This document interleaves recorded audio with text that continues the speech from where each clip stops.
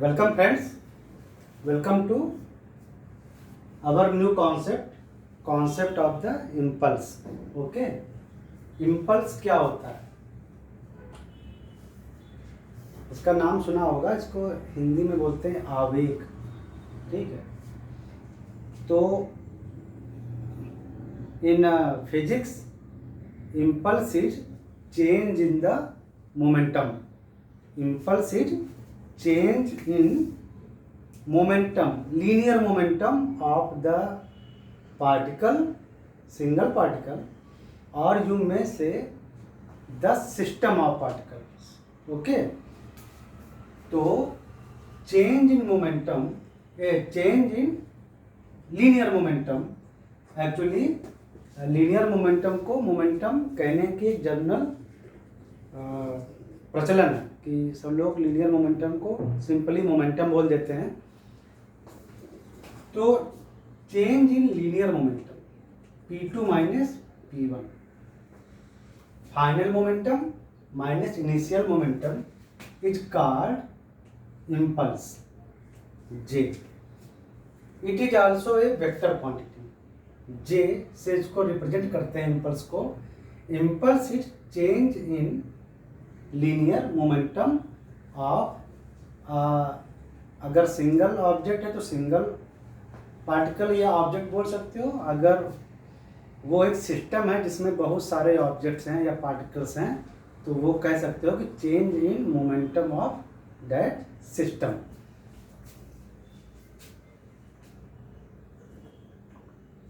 देखो, अभी इसके पहले हमने पढ़ा था कि कुछ ऐसा, न्यूटन का सेकेंड लॉ है, the rate of change of linear momentum is equal to external net force. तो किसी भी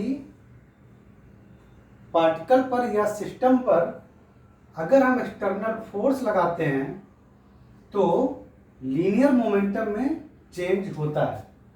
तो लीनियर मोमेंटम में चेंज होता है तो आप इसको ऐसे लिख सकते हो, dp momentum is a vector quantity equal to f dt। dt is the time span, वो टाइम है जिसमें ये फोर्स काम कर रहा है, जितनी देर वो फोर्स काम कर रहा है। तो यहाँ आप देख रहे हैं कि एक्सटर्नल फोर्स ने अगर dt टाइम तक काम किया तो किसी ऑब्जेक्ट पर या किसी सिस्टम पर, तो उस ऑब्जेक्ट या सिस्टम में जो लीनियर मोमेंट में चेंज आएगा वो ये होगा। और यही है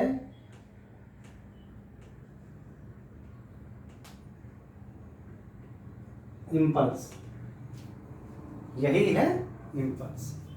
तो यहां से आपका आया इम्पल्स इज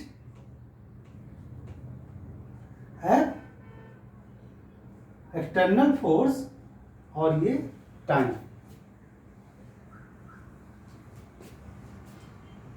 ठीक है, यहां पे और देखो, थोड़ा और इसको क्लियर करते हैं।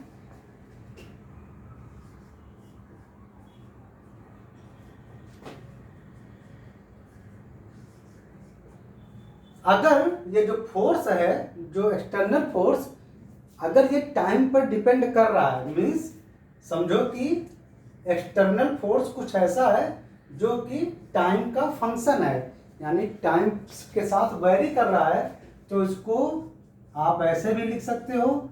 और total given time from t1 to t2, मान लो t1 टाइम से फोर्स लगना स्टार्ट हुआ और फोर्स ने तब तक वर्क किया जब तक टाइम t2 नहीं हो गया। तो change in linear momentum from time t1 to t2 means t2 minus t1।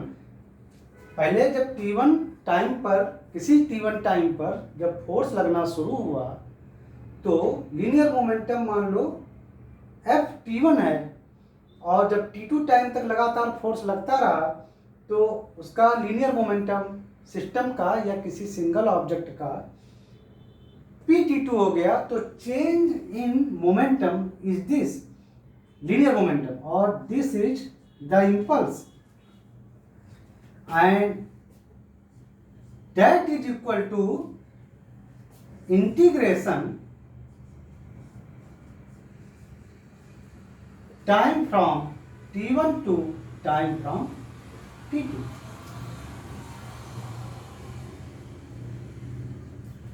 This is the impulse of that force on that object.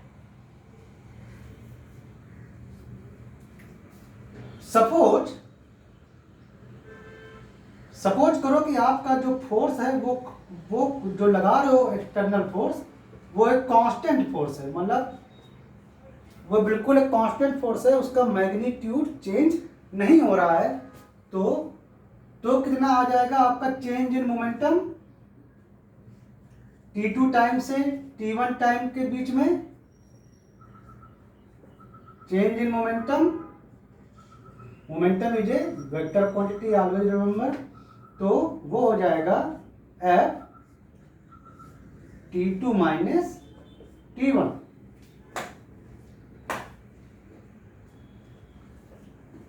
मतलब अगर आपका कांस्टेंट फोर्स काम कर रहा है तो इंटीग्रेशन की जरूरत नहीं है, सिर्फ फोर्स और ये टाइम इंटरवल जो है T2 minus T1 and that is called impulse in that case.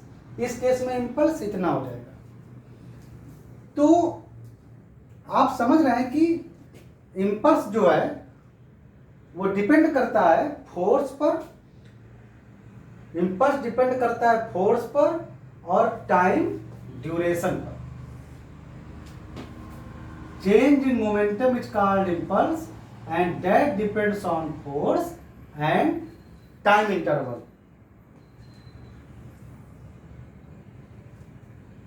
Impulse का यूज वहाँ ज़्यादा होता है, जैसे टर्मिनोलॉजी का यूज जहाँ पर हैवी फोर्स काम करता है कुछ सेकंड के लिए, कुछ समय के लिए, तो वहाँ पर क्या होता है कि मोमेंटम चेंज बहुत जल्दी होता है और वहाँ पर ये टर्मिनोलॉजी बहुत यूज होती है। जैसे बैट बॉल खेलते हैं तो बॉल आता है, आप मारते हो बैट से, फ्रैक्शन ऑफ सेकंड में बॉल की डायरेक्शन बदल जाती है, वो कहाँ चला जाता है, बहुत कम समय लगता है। तो ऐसे जगहों पर ये इम्पल्स टर्मिनोलॉजी का यूज बहुत ज़्यादा होता है और मैथमेटिक्स में ये टर्मिनोलॉजी यूज की जाती है मैथमेटिकल टर्म में इम्पल्स जानने के लिए। ठीक है, तो ये हुआ आपका इम्पल्स। बहुत छोटा सा कॉन्सेप्ट था और इम्पॉर्टेंट कॉन्सेप्ट है। कभी कभी पूछ लेते हैं कि कुछ फोर्स वैरी कर रहा है टाइम के साथ तो इम्पल्स निकालो, या कोई कांस्टेंट फोर्स टाइम इंटरवल में वैरी कर रहा है तो इम्पल्स निकालो। कभी कभी कुछ ऐसा होता है कि जैसे फोर्स हमारा F1 से F2 हो गया और टाइम हमारा T2 से T1 टाइम से T2 टाइम हो गया। मतलब T1 टाइम पर, यानी शुरुआत में कोई टाइम T1 था, उस टाइम पर फोर्स लगना हुआ किसी सिस्टम पर F1 और थोड़े समय बाद T2 टाइम जब हुआ तो वो फोर्स बदलकर हो गया F2। तो इस कंडीशन में कैसे निकालते हैं इम्पल्स, तो उसके लिए या तो आप डिटेल में प्रोसीजर फॉलो करें या एक बहुत आसान तरीका है कि पहले एवरेज फोर्स निकाल लीजिए।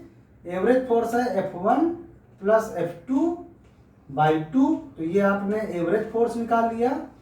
और उसके बाद ये time interval T2 minus T1, तो यहाँ से आप मोमेंट इम्पल्स निकाल लेंगे F एवरेज और ये टाइम इंटरवल। ये एक अप्रॉक्सीमेट प्रोसेस है, अप्रॉक्सीमेट प्रोसेस या मेथड कह सकते हो। तो ये अप्रॉक्सीमेट मेथड है, ठीक है। और वरना आपको क्या करना पड़ेगा, आपको ग्राफ बनाना पड़ेगा T1 से T2 टाइम इंटरवल पर F1 से F2, ठीक है। उसके थ्रू आपको सॉल्व करना पड़ेगा, उसमें आपको चेंज ऑफ मोमेंटम मिलेगा। Change of momentum means force और टाइम इंटरवल के बीच का ये क्या है, ये एरिया है, एरिया देख रहे हैं ना। अगर ये फोर्स यहाँ पर रिप्रेजेंट किया जाए, फोर्स और टाइम यहाँ रिप्रेजेंट किया जाए, और ग्राफ कुछ ऐसे मिले, तो ये चीज क्या रिप्रेजेंट करती है, ये चीज रिप्रेजेंट करती है कि ये मान लो टाइम था T1, ये था लास्ट में ये टाइम था आपका T2। तो अगर ये हमको एक प्लॉट, एक ग्राफ प्लॉट मिला, तो इस ग्राफ के नीचे टाइम पर आप इसको ऐसे लाइन खींच दीजिए। तो ये जो एरिया है, ये पूरा जो एरिया है, ये यहां से यहां तक प्लॉट किया गया था, ये जो एरिया है ये रिप्रेजेंट करता है ये फोर्स और टाइम के बीच का एरिया, और वो दिखाता है आपका चेंज इन मोमेंटम, और वही होता है आपका इंपल्स। तो अगर F1 से, ये मान लो यहाँ पर जब था पॉइंट, और यहाँ पर फोर्स लगा था F1 सिस्टम पर T1 टाइम पे, और धीरे धीरे T1 टाइम बदल गया T2 टाइम में। जब टाइम T1 से बढ़ा T2, तो फोर्स बदल गया F1 से F2 तक। ये तो करेक्ट इंपल्स जानने के लिए आपको ग्राफ बनाकर ये एरिया निकालना पड़ेगा, या तो आप अप्रॉक्सीमेट यानी एवरेज टाइप का कैलकुलेशन कर सकते हैं कि आप F1 प्लस F2/2 और ये टाइम इंटरवल, तो ये भी आपको इंपल्स जानने में मदद करेगा, लेकिन ये उतना एक्यूरेट नहीं है। एक्यूरेसी ग्राफ से आएगी जब फोर्स भी वेरी कर रहा हो और टाइम भी वेरी कर रहा हो। बट वो टाइम फंक्शन है, तो आप सीधा इंटीग्रेशन कर सकते हैं। अगर वो फोर्स टाइम फंक्शन नहीं है, तो आप ग्राफ का यूज कर सकते हैं। और अगर आपको अप्रॉक्सीमेट वैल्यू निकालनी है चेंज इन लीनियर मोमेंटम और इंपल्स की, तो आप अप्रॉक्सीमेट फोर्स वैल्यू और ये टाइम इंटरवल दोनों की मदद से आप मोमेंटम चेंज यानी आप इंपल्स निकाल सकते हो। तो that is the concept of determining of impulse. Okay, तो we will meet in next class, और हम लोग जानेंगे कोलिजन के बारे में, ना, कोलिजन्स, टक्कर। जब दो पार्टिकल्स या बहुत से पार्टिकल्स आपस में कोलाइड होते हैं, तो वहाँ पर क्या होता है वो हम सब उसका कॉन्सेप्ट जानेंगे। चलो मिलते हैं नेक्स्ट एपिसोड।